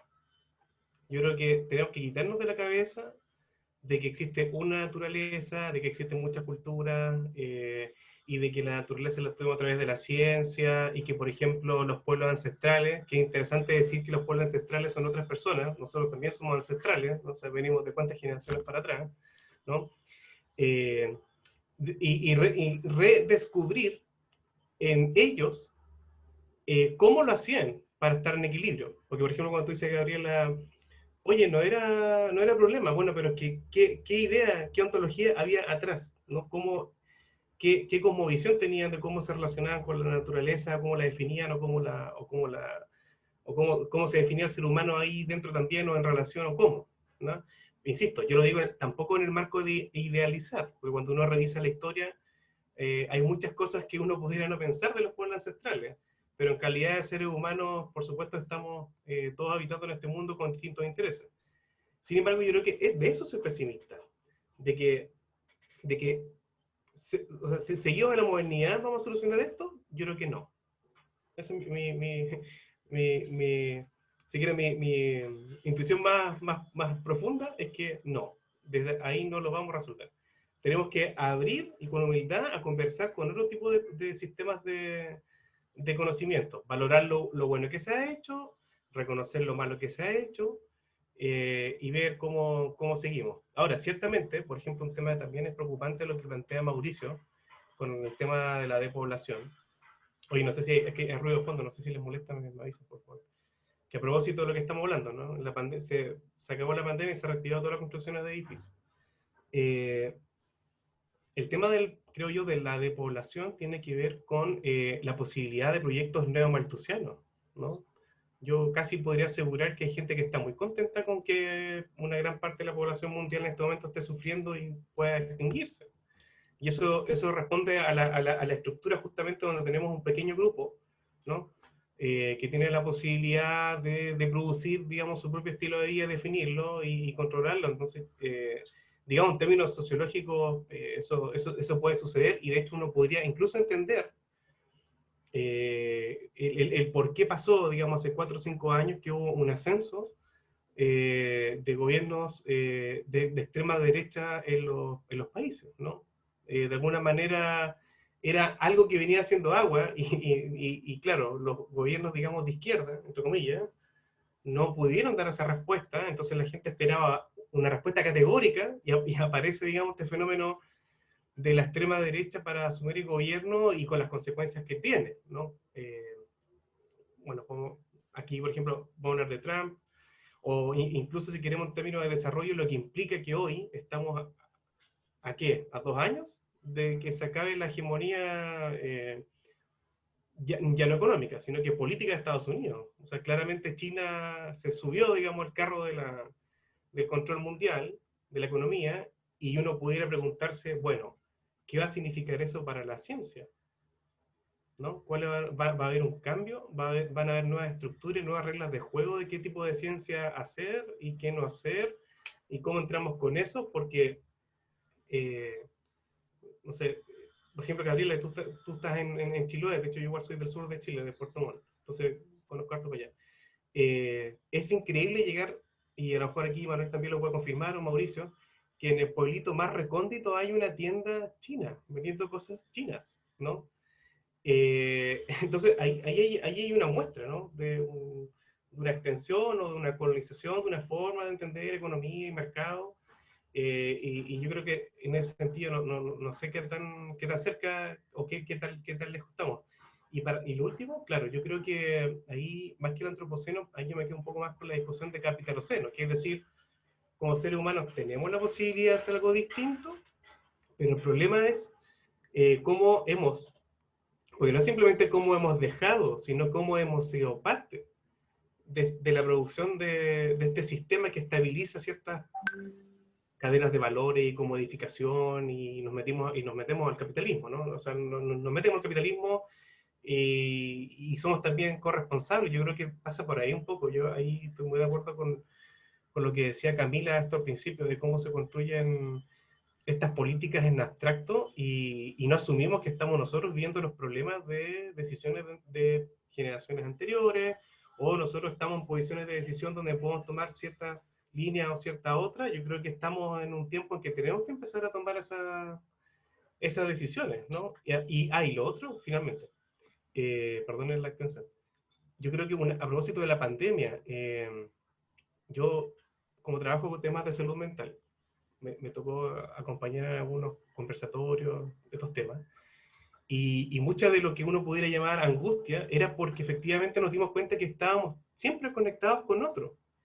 Y tal vez una de las cosas interesantes de la pandemia ahora, como un efecto forzado del encierro, es constatar de que estamos relacionados con otros, con otras personas, con otras cosas, con otros animales, y que eso nos hace, digamos, vivir acá. Y tal vez por ahí tenemos una entrada para repensar también cómo vamos a vivir de aquí en adelante. O sea, si es posible seguir haciendo la vista gorda de todo lo que sucede, ¿no? Porque tal vez en lo que ocurre en un continente después nos llega como un efecto por otra cosa. Yo creo que este momento, poder empezar a entender bien qué significa vivir en términos relacionales en este mundo. Claro. Yo, bueno, sobre todo en el contexto de que se va a redactar una nueva constitución, no sé si quizás, Camila, podrías retomar una de tus últimas diapositivas donde hablabas de Magnef, sobre como algunas alternativas posibles para todo esto que estamos discutiendo acá. Sí, traje a colación la idea de Manfred Max Neff. Yo también estoy en el sur, estoy en la ciudad de Valdivia en este momento, así que no son ustedes dos los únicos sureños. Claro, Manfred Max Neff, un ecologista muy afamado en Chile, también académico, claro, y él postulaba la idea del desarrollo a escala humana. En el fondo tiene que ver un poco con darle vuelta a este concepto de desarrollo, donde se centra la economía, básicamente. O sea, ¿para qué hacemos lo que hacemos? ¿Para qué generamos, por ejemplo, capital? Y en el fondo, cuando uno se da cuenta y empieza a conceptualizar el tema de la diferenciación entre necesidades y satisfactores, es como que el nivel de ansiedad por comprar y por acumular es como que tiende a bajar, porque uno se empieza a preguntar, ¿pero esto lo necesito? ¿O esto en realidad lo quiero como algo por un capricho? Pero en todo caso yo creo que, volviendo un poco al otro tema, aquí las decisiones no deberían ser individuales para nada. Yo creo que, como decía Mauricio, la libertad individual es una cosa, también es producto del liberalismo capitalista. O sea, la libertad uno tiene que entender, esto es lo que yo creo, es una opinión personal, pero yo entiendo la libertad como un acto colectivo. La libertad individual, claro, tiene serias limitantes, y la verdad es que yo creo que no le hace un favor a nadie en este mundo, y menos en la crisis en la que estamos. Solo algunas ideas así como para dónde ir. yo creo que, y sobre todo, y retomando el tema de la Constitución, el tema de la planificación. En Chile, en el Chile neoliberal y de la Constitución del 80, qué sé yo, hay como una aversión a la planificación. Entonces no hay ningún tipo de planificación de cuánto se produce, qué se produce, para qué se produce, quiénes lo producen, o dónde vive la gente. Por ejemplo, el extremo centralismo que existe en Chile también tiene que ver con una falta de planificación. En ese sentido, yo sí creo en el tema de la disminución poblacional, pero también tiene que ser parte de una cuestión de planificación. O sea, ahora en plena pandemia, estoy agarrando el tema un poco al voleo, pero yo creo que está muy conectado. En plena pandemia, yo no sé si ustedes supieron, 2 marcas distintas de anticonceptivos salieron falladas. Por supuesto a los hombres no sé si les importa mucho, para las mujeres es un desastre. Es una partida entera de anticonceptivos que salió fallada. No tenemos ley de aborto libre, seguro y gratuito. ¿Y cuántas mujeres están quedando embarazadas ni siquiera por su culpa, habiendo tomado la protección y que esta salió con una mala partida? Para mí, no, bueno, pueden ser errores, sí, qué sé yo, pero claro, no es tanto un error, yo creo. O sea, si ya es la segunda vez que pasa y aún así nos sacan una ley, por ejemplo, una ley de emergencia de aborto para estos casos, para mí eso ya no es una coincidencia, es una cosa intencionada. En ese sentido, yo creo que la planificación también tiene que tomar esos temas. La planificación de la natalidad, yo creo que sí es algo que sí tenemos que pensar, planificar, qué sé yo. El otro tema relacionado con la planificación tiene que ver con el ordenamiento territorial. La Gaby también habló de eso un poco en su presentación. El ordenamiento territorial para que vivan las personas, pero también para determinar qué se puede hacer y dónde. El mismo tema de la Gaby, claro, súper bien generar energías limpias, eólicas, pero me lo chantan ahí en plena carretera de las aves migratorias. ¿Qué tipo de planificación hay ahí? O el tema de la minería, bueno, en fin, yo creo que la planificación y el ordenamiento territorial tienen que ser algo que hay que fortalecer y hay que dejar de tenerle miedo. Hay que dejar de tener miedo de que el Estado, de que un poder central, pero no centralista, defina qué es lo que se puede hacer, obviamente de la mano con las comunidades. Y bueno, y aquí me paso al tercer tema, que tiene que ver con la participación ciudadana deliberativa. En Chile existe un bajísimo nivel de participación ciudadana, limitado solamente a informarse, pero no hay una cuestión deliberativa. Los territorios no tienen ningún poder sobre qué es lo que se puede hacer o no en sus territorios. Entonces nos encontramos con un Quintero Puchuncaví que tiene no sé cuántos serán, 500.000 personas y 13 mega industrias. Eso no es planificación, eso es un descontrol absoluto. En ese sentido, yo por lo menos con esos 3 temas me quedaría como en el tintero, sobre todo para hablar de una nueva constitución. Planificación, participación ciudadana deliberativa y, bueno, y el tercero, desarrollo y consumo local. Es decir, estamos sacando paltas para mandarlas a Europa. Estamos sacando pescados para mandarlos a Asia, China principalmente. Estamos sacando pescado, peces del mar, peces riquísimos nutricionalmente, componentes de nuestra biodiversidad, para hacer harina de pescado para alimentar pollos, que eso sí que nos comemos. O sea, yo creo que en realidad de racional tiene bien poco, y en ese sentido generar un desarrollo local, pero a escala local, que los productos que consumimos en preferencia se produzcan localmente y así se van distribuyendo a las zonas geográficas más cercanas y ya si lo que sobre, quizás mandarlo para afuera.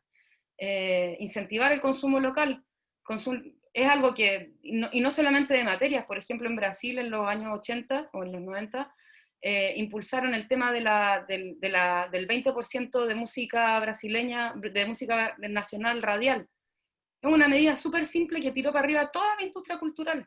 Y eso en Chile no costaría mucho, pero tenemos ahí a las grandes radioemisoras taponeando cualquier incentivo de producción nacional. Entonces, eso nomás como un par de ideas. ¿Algún comentario adicional que quieran hacer, chicos, con respecto a este tema? Jorge. Sí, gracias. Leyendo los comentarios del chat, quería insistir con que la ontología dual es la que nos tiene atrapada. Y en ese sentido, también este ejercicio de tender a priorizar un tema por sobre otro. Yo creo que tenemos que empezar a pensar en complejidad, ¿no? Tratar de visualizar una constelación de elementos y factores que son dinámicos, que están en constante movimiento y que no pueden separarse. Yo creo que es una forma de analizar, porque si no vamos a quedar en una discusión de nuevo, creo yo, moderna, de esto es lo más importante, porque esto es lo más racional, y lo otro no, porque es emocional, y cuando uno mira la historia de las estabilizaciones de esos procesos, en verdad son súper frágiles, en verdad están llenas de supuestos, están llenas de buenas intenciones, de mucha ingenuidad. Yo creo eso, creo que ahora, no sé si la respuesta es la posmodernidad. Tal vez hay otros hablan de la hipermodernidad, de la transmodernidad, de la no modernidad, ¿no? O otros hablan de nunca fuimos modernos. Pero yo creo que sí sujetarnos a esta idea de que podemos racionalizar y decir, bueno, pero vamos a discutir, vamos a ver cuál es como el meollo de la discusión. Yo creo que ahí estamos en el problema, porque seguimos dejando muchas cosas afuera. Y en ese sentido también asumir que, de nuevo, cuando creamos una constelación de problemas, también vamos a estar constantemente dejando cosas afuera. Yo creo que es un esfuerzo metodológico tremendo. Yo estaba pensando recién, disculpen el ejemplo que voy a citar a dos hombres, tal vez ya menos Descartes y más Aristóteles, ¿no?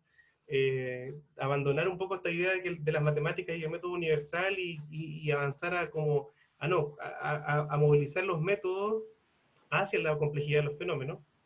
Y ahí agrego ahí Donna Haraway, por supuesto, ¿no? De que efectivamente como, y también, por eso yo valoro mucho lo que dijo Mauricio, la complejidad aquí no solamente es científica, sino que tiene que ver con identidades, tiene que ver con cómo nuestros sistemas sociales producen tipos de ser humanos, y de hecho el liberalismo igual está en crisis. Mira, yo, disculpen esto, pero este es un libro que se los recomiendo leer, no sé si lo han leído, se llama ¿Por qué ha fracasado el liberalismo?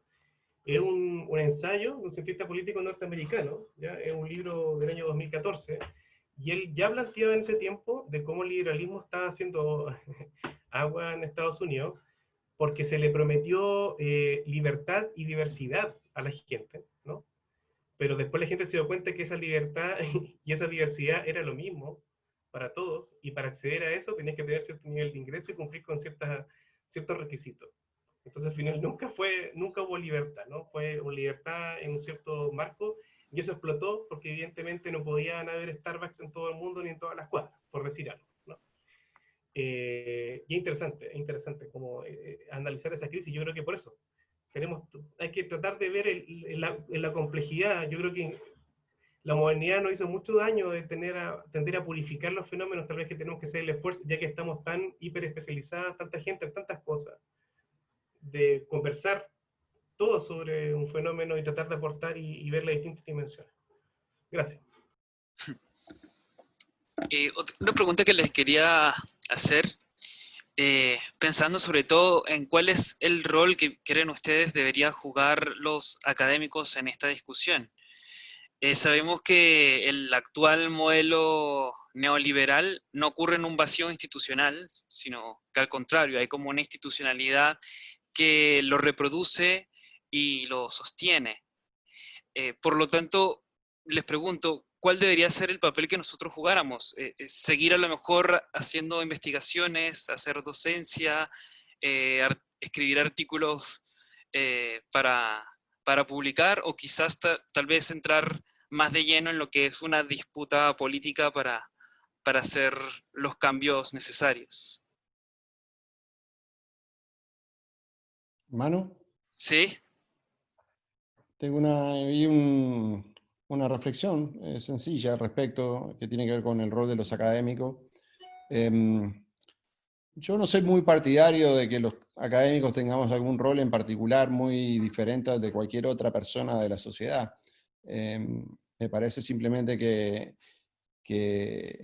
el compromiso que uno tiene es el de uno, hacer bien su trabajo, hacer buena ciencia dentro de lo posible, y eso sí, comunicarla, es una responsabilidad comunicarla de la mejor manera posible, la mayor cantidad posible de audiencia, que van desde decir, contarle a tu mamá o a tus hijos de qué es lo que haces, hasta el vecino, y tener la posibilidad de ser un transmisor de ese conocimiento en casi todos los niveles. Dicho eso, dada la oportunidad de una nueva constitución, he charlado con varios, no creo que tengamos un rol muy diferente al de un trabajador cualquiera. Todos tenemos el mismo rol en esta constitución, significa básicamente, yo creo, la oportunidad única de generar un ecosistema de sociedad, por primera vez quizá habrá en Chile, pero sí en el cual se tengan algunos elementos acordados a nivel de sociedad, o sea, rayado de cancha que sea acordado entre todos. Y eso significa, a contrario, o sea, hay un par de principios que van simplemente en toda la dirección contraria a la constitución vigente, que tiene que ver con esto de la libertad individual, por ejemplo, esto de que cada uno educa a su hijo como quiere en la escuela que quiere. Eso no es verdad, porque ya sabemos que las diferencias socioeconómicas determinan el grado de libertad en educación, en salud, en cosas básicas. Por lo tanto, pasa por determinar, básicamente hay un eje fundamental de negociación y de, entre comillas, lucha y acumulación de poder político real, que es entre élite y fuerza laboral. Cuando digo fuerza laboral, somos todos nosotros, somos el que gana 5 millones, el que gana 500 lucas, es fuerza laboral, todos somos asalariados, ninguno es parte de la élite. Algunos son asalariados con mejor sueldo que otros y con mejor capacidad de acumulación o de ahorro o de acumulación de bienes materiales, pero es un asalariado, es un trabajador, es fuerza laboral. Por lo tanto, hoy, y volviendo quizá algunos lo pueden pensar como un discurso neomarxista, pero no lo es, pero no lo es y es básicamente la vieja tensión entre élite, ante capital y trabajo, entre élite y población, y que tiene que ver en cómo se reparte la torta, y cómo llegamos a un acuerdo, en cómo repartimos la torta, y después vemos qué hacemos también en términos de cómo generamos condiciones para que ese reparto, esa producción de la torta y de los bienes y servicios no dejen la cagada a nivel ambiental, y seamos capaces de vivir en un lugar donde todos puedan tener medianamente acceso a condiciones de vida dignas. Pero el eje para mí es élite-población, y cómo repartimos la torta de poder, y para eso hay que generar poder, y por eso yo como académico no hay que, miren, yo puedo contribuir en la parte ambiental, no, hay que construir poder. El poder se empezó a construir, yo creo, a partir del domingo, pero hay que construir una base real de poder, que significa empezar a organizarse para tener influencia directa en la forma en la cual se eligen los convencionales, se escribe la Constitución y se genera un ecosistema que limite, y en el cual la libertad individual no sea la guía, sino que sea el bien común, el sentido de comunidad, que va, y como un poco a lo que decía Gabriela, que tiene un sentido espacial también, un sentido local, y un sentido regional, y un sentido país. O sea, tiene una especie de jerarquías del lugar donde cada uno habita, y los problemas asociados. Pero eso, yo creo que más que un rol particular de los académicos, es el mismo rol que tenemos como cualquier otra persona o trabajador de la sociedad, y la misma posibilidad de influir como cualquier otro trabajador, y uso la palabra trabajador como en su más amplio significado. Ahí Erika Fuensalida pone una reflexión. Dice, creo que es urgente que la academia tenga una vinculación directa con la sociedad, producir conocimiento en función de las necesidades de cada país y no al servicio de las publicaciones científicas y sistema neoliberal de producción de conocimiento. No sé, chicos, ¿quién quiere tomar la palabra para decir algo al respecto? Jorge. Es interesante eso, ¿eh? Porque yo que ahora estoy en el mundo de las ciencias sociales, a veces se espera mucho de las ciencias sociales, ¿no? Como espacio distinto a la humanidad en las artes y las letras. Pero las ciencias sociales también tienen un compromiso con el control social. De hecho, la palabra, no sé si ustedes saben de dónde viene la etnografía, que es una técnica de investigación que uno se inserta en el campo con las personas, ¿no? Para poder conocer, digamos, qué es lo que hacen, y por qué lo hacen, etc. Nace en el imperio ruso, en los zares, y era uno de los consejeros de uno de los emperadores que crea el concepto de etnografía y lo utiliza para enviar mensajeros para conocer cómo funciona algún pueblo o algún lugar, para conocerlo y cómo controlarlo. Entonces, quiero decir con eso que efectivamente pudiera la academia tener un rol y comprometido con los problemas. Yo creo que pasa, yo creo que ocurre. El tema es que no es completamente visible todavía, pero sin embargo, y yo me sumo a lo que dice Mauricio, tampoco creo que la academia va a venir a solucionar esto. Yo creo que tenemos que sumarnos como un actor más. Evidentemente, en condiciones tal vez de que, si quieres, continuando con la retórica, Mauricio, seríamos trabajadores intelectuales, pero como tal, como seres humanos en la Tierra, somos uno más dentro del tema. Yo creo que volver a repetir la historia de que la academia tiene que conducir el proceso, yo creo que no. No, me parece que no. Tenemos que ir con humildad, decir, esto es lo que sabemos, esto es lo que podemos aportar, y dialogar. Y dialogar. Yo creo que va por ahí la propuesta. Camila. Sí, yo muy de acuerdo con ambos. He reflexionado mucho últimamente sobre el tema de como los científicos, como el gremio científico, que a mí yo creo que nos disparamos en las patas cuando decidimos, no sé en qué momento fue, dejar de considerarnos a los científicos como trabajadores y trabajadoras, y se empezó a hablar como que, a hablar de manera gremialista. ¿Y por qué lo digo?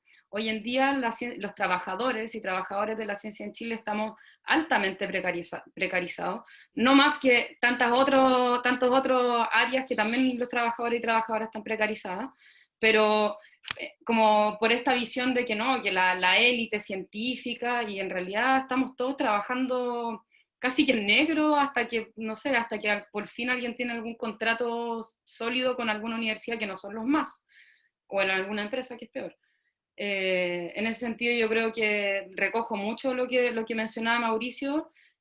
Para redactar una nueva constitución no hay que pararse como científico, hay que pararse como un ciudadano más o una trabajadora más, porque en el fondo nada nos distingue de un trabajador en conocer las necesidades del pueblo. O sea, al final eso es lo que vamos a querer en una nueva constitución. Y lo que sí creo que los científicos y científicas tenemos que esforzarnos más es en no aislarnos, en no hablarnos entre nosotros mismos, lo que decía Jorge, creo que decía Jorge,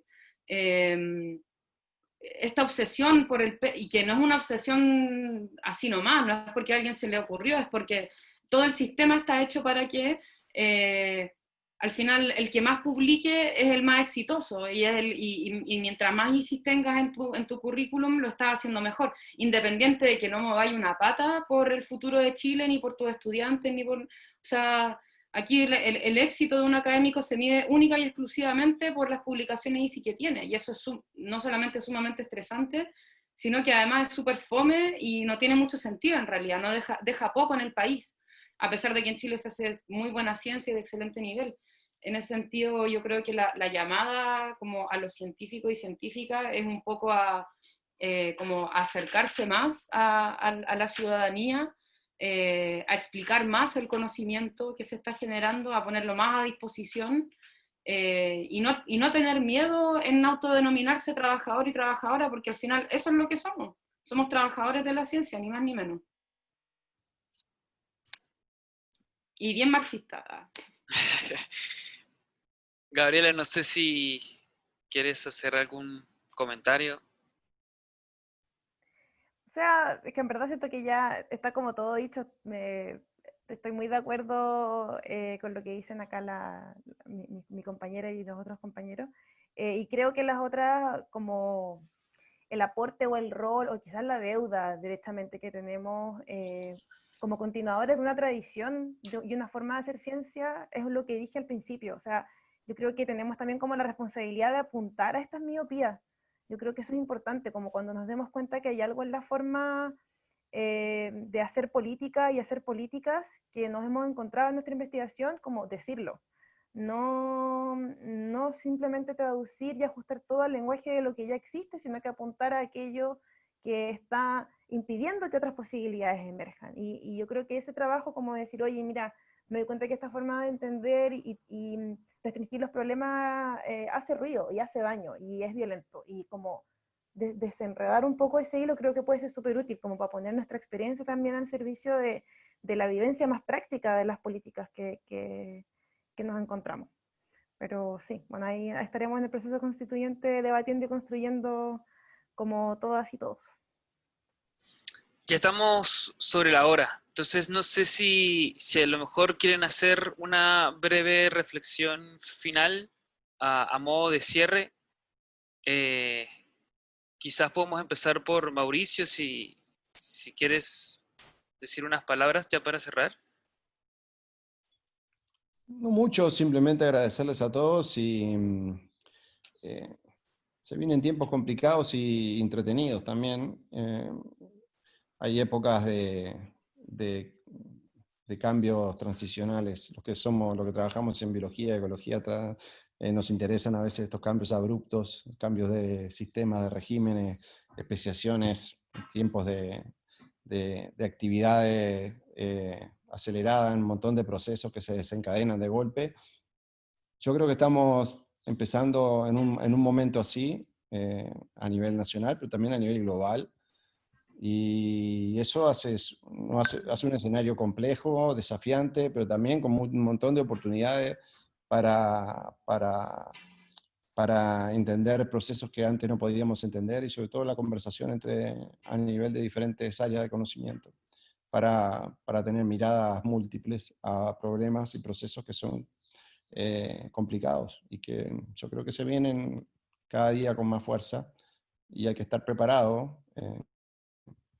El barco se va a mover bastante y hay un desafío enorme ahí para poder entender por qué y cómo y qué es lo que se puede hacer, o cuáles son las respuestas. Y un poco las charlas de Gabriela, de Camila y de Jorge apuntan a eso, así que los felicito y estuvo muy bueno y entretenido. Así que eso. Gracias, Mauricio. Jorge, ¿quieres decir algo para cerrar tu intervención en la mesa? No, igual, sumarme los agradecimientos, la verdad es que es un placer poder compartir un espacio interdisciplinario de tantos lugares. Yo creo que de algún modo, alguna de las posibilidades que nos está dando la pandemia, creo que es importante generar y tratar de ver si esto después resulta en alguna red de colaboración, de cualquier cosa que sea. Yo aquí estoy disponible igual a participar y apoyar. Y gracias, yo creo que tenemos que seguir en este tipo de conversaciones y actividades, y por supuesto ver cómo nos involucramos también en el curso de las cosas. Así que muchas gracias y un abrazo a la distancia a todas, todos y todas. Camila, ¿algo que quieras decir para...? Sí, bueno, ratificar los agradecimientos. Estos espacios en realidad son súper poco comunes. Yo creo que la interdisciplina es algo muy valioso y que lo tomamos como poco en serio, yo creo, y este espacio fortalece eso.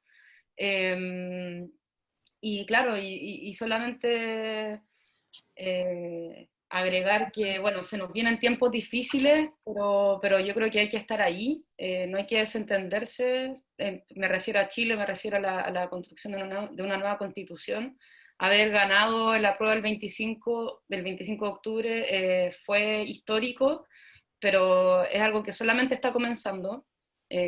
O sea, la constitución hay que escribirla, y hay que empujar en todos los espacios para que temas como estos, como lo que hemos estado hablando toda esta última hora, queden ahí. En ese sentido hay que participar no solamente votando, también ejerciendo presión, organizándose, marchando, comunicando, discutiendo, qué sé yo.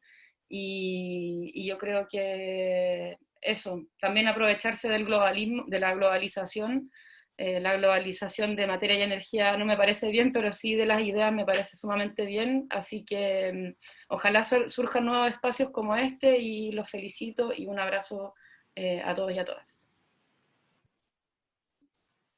Gracias, Camila. Gabriela.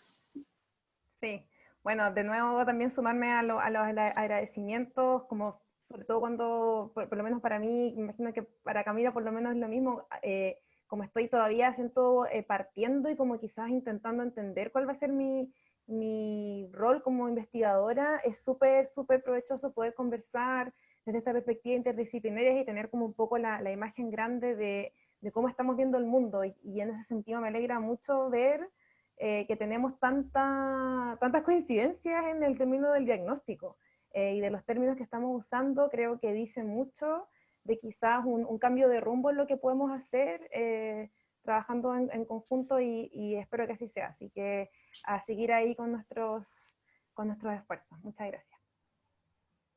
Bueno, yo no me queda más que agradecerles por la buena disposición y por la participación que han tenido, y también a toda la audiencia que nos ha acompañado. Yo no quisiera cerrar la sesión sin antes, bueno, les pasé por el chat donde está el link del Facebook del CICLA, y por ahí nos pueden escribir por privado con su dirección de correo y le pasamos el link para que puedan acceder a las distintas mesas. Ahora, a partir de las 5 de la tarde, se vienen 2 sesiones extra. Una que es una sesión que se deriva de esta mesa, que es modelos de desarrollo y sustentabilidad, prácticas de los modos de producción. Y otra segunda mesa que es arte y construcción del conocimiento. Entonces, si les interesa, nos escriben por privado y ahí le mandamos las direcciones. Bueno, muchas gracias y será hasta la próxima. Espero que estén bien. Chao. Chao, chao, saludos.